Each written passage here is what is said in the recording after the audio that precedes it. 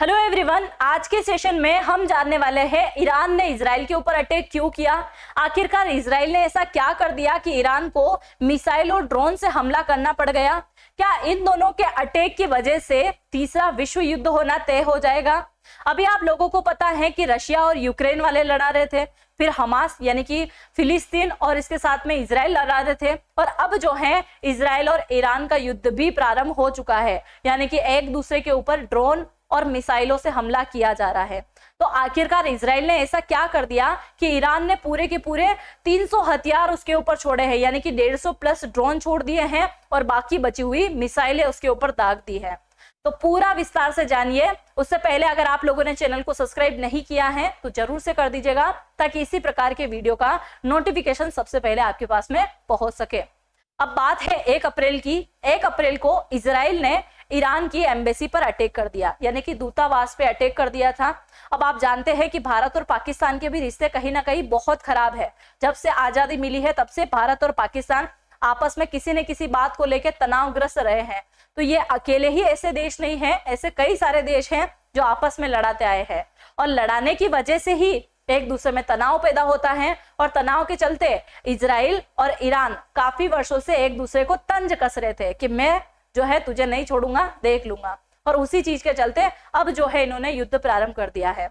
तो हाल ही में 1 अप्रैल को इजराइल ने ईरान की एम्बेसी पर अटैक कर दिया है, दूतावास पे अटैक किया। अब इस पे तो अटैक किया ही किया, अटैक के बाद में जैसे ही इसके ऊपर अटैक किया तो उस दूतावास के अंदर इनके 2 बड़े चीफ आर्मी अफसर मौजूद थे, और इसके अलावा 13 और अन्य सदस्य मौजूद थे, जो कि सबके सब घायल हुए और उसके बाद में इनकी मृत्यु हो गई। अब इनके मृत्यु होने के बाद में क्या ईरान यहाँ चुप बैठने वाला था? बिल्कुल नहीं बैठेगा, और उसी चीज के चलते वो तैयारी कर रहा था फिर से प्रतिक्रिया देने की, यानी कि पलटवार करने की प्रक्रिया कर रहा था। और उसी बीच अमेरिका के द्वारा एक बयान दिया जाता है कि अगर ईरान हमला करने की सोच रहा है, पलटवार करने की सोच रहा है, तो वो ना सोचे, ऐसा ना करे।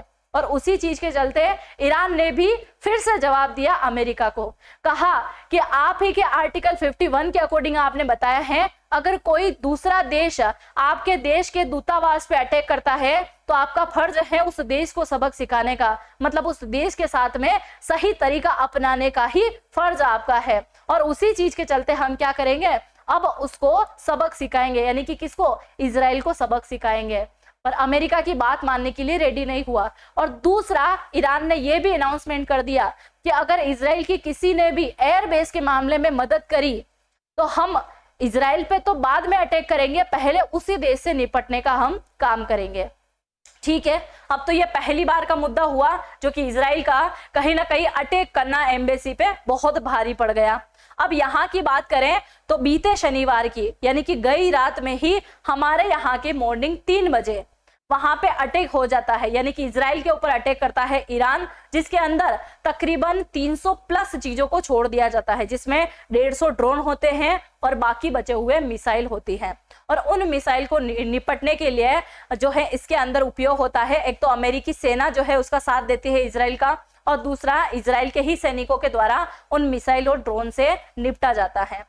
अब ये सारा अटैक इन्होंने किया, अभी हाल ही में 3 बजे इन्होंने एयर स्ट्राइक करी, जिसके माध्यम से ड्रोन छोड़ दिए और मिसाइल छोड़ दी। इससे स्पष्टतः एक चीज तो क्लियर हो जाती है कि दोनों ही देश बड़े पावरफुल हैं, दोनों ही शांत होकर नहीं बैठने वाले। अब ये शांत होकर नहीं बैठेंगे तो ये क्या होगा, तबाही मचाने का काम करेंगे, और तबाही मचाते मचाते ये क्या करेंगे, एक दूसरे देश से मदद लेना शुरू कर देंगे। और उसी में फिर बात आ जाएगी भारत की, और भारत से ईरान के रिश्ते भी अच्छे हैं तो इजराइल के रिश्ते भी अच्छे हैं, और अंततः अमेरिका ये हो गया है, संयुक्त राष्ट्र हो गया है, इसके अलावा फ्रांस हो गया है। तो ये सभी राष्ट्र क्या करेंगे, कहीं ना कहीं एक दूसरे का सपोर्ट करने के लिए आगे आएंगे।